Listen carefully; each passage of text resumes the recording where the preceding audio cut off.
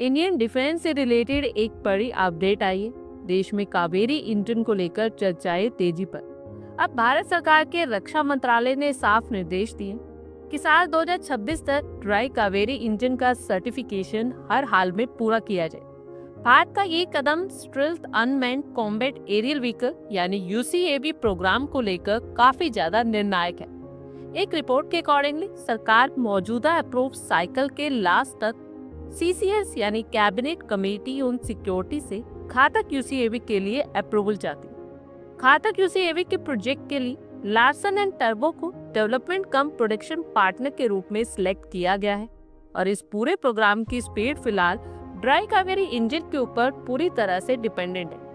हालांकि air frame और system के साथ में सेंसर के ऊपर काम लगातार चल रहा है।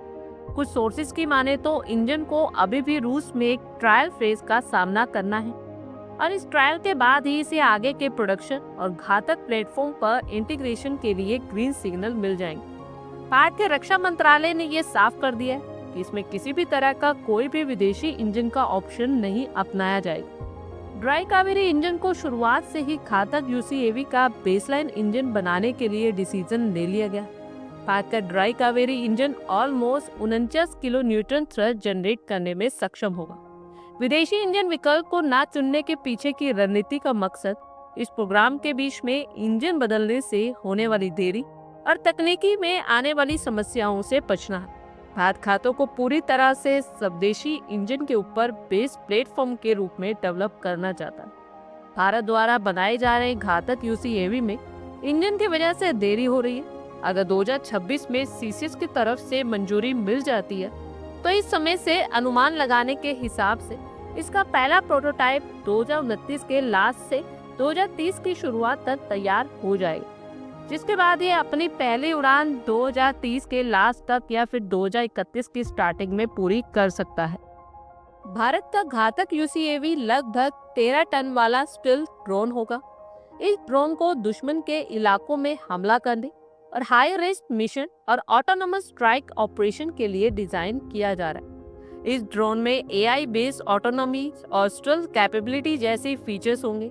ड्राई कावेरी इंजन को लेकर जीडीआर एक अलग प्लान पर भी काम कर रहा है। इस इंजन पर भरोसा करने को लेकर एक पुराने तेजस एलएसपी यानी लिमिटेड सीरीज प्रोडक्शन जेट को फ्लाइंग टेस्ट बेड के रूप में इस्तेमाल किया जा सकता है।